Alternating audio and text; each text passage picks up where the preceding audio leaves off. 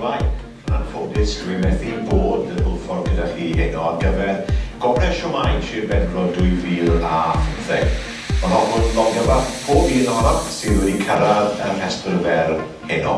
Roedd yn fraint ac yn bleser cael cyfle i wylio 33 enwebwyr ar gyfer y wobr eleni. Allai dyn rhwydd fod wedi gwobrwyo bob yr un ohonyn nhw. Roedd y safon yn rhagorol. Enillydd gwobr yr Urdd yn Wobrau Shwmae 2015 yw Eirlys Twyn. Mae hwnna'n surprising. Ond dwi'n dod â'n ffrindiau bach i gyd gyda. Diolch yn fawr iawn. Enillydd gwobr menteriaeth Sir Benfro yn Wobrau Shwmae 2015 yw Peter Rees. Mae bobl ar y tawni yn bach i sieid ymlaen. Ond diolch i Tony, rhywun o Doc Penfro sydd wedi fy nwebu i heno, a tipyn o'r sioc i fi. Ond diolch yn fawr a... Dim sa'n gweud nos da, gweud Shwmae. Enillydd gwobr Shwmae yn categori Merched y Wawr am y flwyddyn 2015 yw Maureen George. Yna beth yw'n sioc. Ond gael diolch i'r cangen Michael ac i Beryl am yn enwebu. Mae'n bleser gael bod yn aelod o cangen Merched y Wawr yn Michael Court. Diolch yn fawr i chi. Ond dwi'n falch iawn. Enillydd gwobr Parc Cenedlaethol Arfordir Penfro yn Wobrau Shwmae 2015 yw Dyfed Ellis Griffith. Fel gair byr yn unig yn y lle cyntaf, diolch o ganol wrth am y wobr yma. Bydd yn ei gwerthfawrogi hi yn fawr iawn. Dwi'n hynod falch, oedd hi'n hynod annisgwyl i dderbyn y wobr yn naturiol ddigon, ond mi fyddai yn dal i fynd ati i hyrwyddo'r iaith Gymraeg ar bob achlysur ac yn enwedig trwy arwain pobl o amgylch llefydd yng Nghymru hunain. Enillydd gwobr Cymraeg iaith cyntaf Cyngor Sir Penfro ym Wobrau Shwmae 2015 yw Pwyllgor Cymreictod Ysgol y Freni.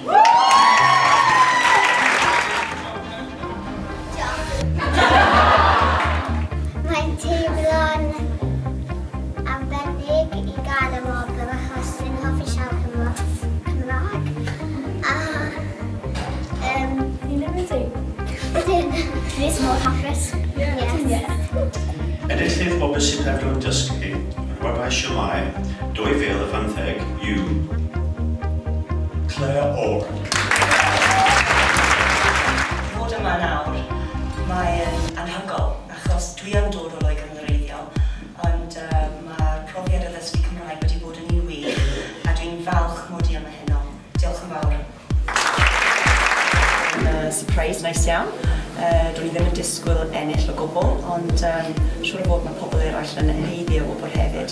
Ond dwi'n falch mod i wedi cael fy ymwebu a mod i wedi ennill hefyd. Enillydd gwobr Clwb Rhywun Ifanc Sir Benfro yn Wobrau Shwmae 2015 yw Aled Thomas. Mae fe wir yn bleser bod yma heno. Mae doi newid bach wedi bod, fi wedi chopo'r glas band. Hefyd, nawr fi wedi dechrau dysgu yn Prifysgol Llabrad yn Llanedd Shropshire, so nes i trafeili 4 awr a hanner i dod nhw.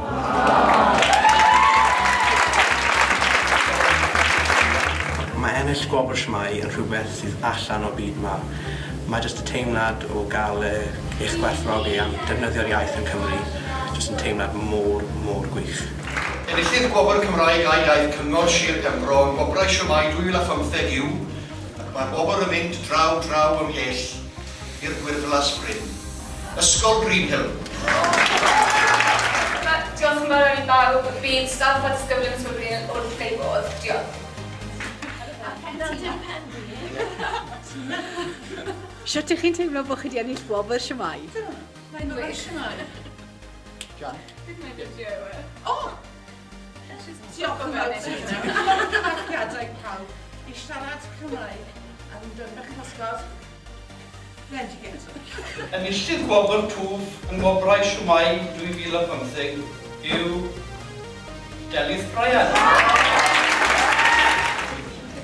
Hoffwn dweud, diolch yn fawr iawn, fe'n anhygoel ofnadwy yn sec. Anhygoel ofnadwy mor hapus. Sym i'n ffordd arall i explain o? Enillydd gwobr Coed Sir Benfro yng Ngobrau Siwmai 2015 yw Rhian Campbell.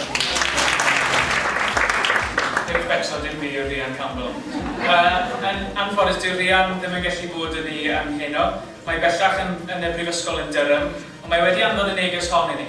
Gewch chi wylio'r ffilm. Iawn i Steff am yr enwynebiad a fi ffili credu fi actually wedi ennill y wobr. Sori fi ffili fod na heno, ond gobeithio gewch chi noswaith gret.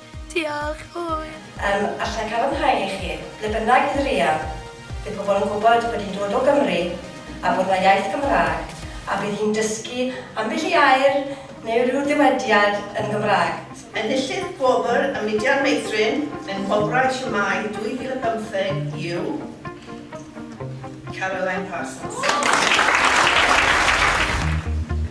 Sa'n mynd i gweud am diolch i pawb a diolch i ti Lewis a Elin. Ti oedd y dyn sydd ar fy meddwl ni o hyd. Ti oedd yn gwneud i fi madro. Cyn bod fi dechrau, fi jyst eisiau chi, gofyn wrthoch chi roi dangos eich cymeradwyaeth i Chinos a Catrin sydd bod mor ysbrydoledig. Mewn i'ch pob sir yng Nghymru yn y dyfodol yn cael gwobrau diwrnod Siwmai, a mae'n siŵr falle na beth fydd yn digwydd. A chymod, mae'r llyfr yma wedi rhoi ysbrydoliaeth i fi heddi. Mae'n anhygoel beth i chi wedi llwyddo i wneud yn yr ardal yma. Chymod, y bobl sy'n dysgu Cymraeg, y bobl sy'n dysgu'r plant ifanc yma, y bobl sy'n cynnal cymdeithasau. Chymod, chi yn gwneud eich gwaith achos bod chi'n bobl ysbrydoledig a chi werth y byd. A chymod beth, mae'n jyst yn fesur hir i ddod i eisiau fewn o ystod. A gobeithio fyddwch chi, fi'n siŵr i chi'n ysbrydoli llawer mwy o bobl tu hwnt. Reit, enillydd gwobr gynulleidfa yng Ngobrau Siwmai 2015 yw Ysgol Sant Francis.